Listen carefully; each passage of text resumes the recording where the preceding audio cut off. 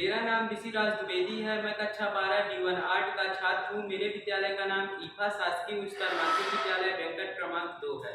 आज आप सभी लोगों को मैं एक पंचतंत्र कहानी सुनाने जा रहा हूँ, जो कि आचार्य विष्णु शर्मा जी ने लिखी है। कहानी का शीर्षक है बगुला भगत। एक सुंदर वन में एक तालाब स्थित था।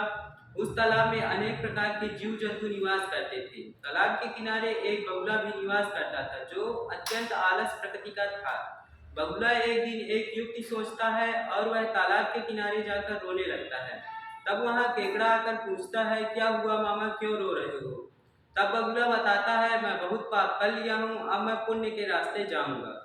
फिर वैसे भी मेरे को अब मरना ही है, तुम सब लोगों को जल्दी ही मर जाना है। यहाँ एक अकाल पड़ने वाला है। तब केकड़ा सभी जीव जंतुओं को लिवा लाता है और सभी जीव जंतु पूछते हैं, क्यों, आप ही हमको इसका कुछ उपाय बताइए। तब बगुला तुरंत बोलता है, यहाँ पास में ही एक झील स्थित है, जिसमें मैं तुम लोगों को क्रमशः एक एक करके ले जाऊंगा और तुम लोगों को सुरक्षित स्थान पर पहुंचा दूंगा। अब बगुला प्रत्येक दिन एक एक जंतु को ले जाता था और वह पत्थर में पटक कर प्रत्येक जंतु को खा जाता था। अब वह बगुला अत्यंत ही हष्ट पुष्ट हो गया था। अब बगुले को सभी जीव जंतु बोलने लगे थे कि मामा को पुण्य की पुण्य की मामा को पुण्य की प्राप्ति हो रही है, इसलिए मामा हष्ट पुष्ट हो रहा है।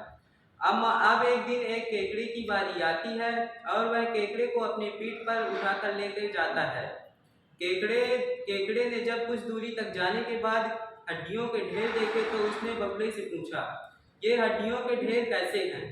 तब बगुला बोलता है, मैं प्रत्येक दिन सभी जीवों को ला लाकर यहीं पर खा जाता हूँ। आज तेरी बारी है, तुम्हें भी खा जाऊंगा। तब केकड़ा तुरंत अपनी चतुराई दिखाते हुए बगुले की गर्दन को दबोच लेता है और उसको मृत कर देता है।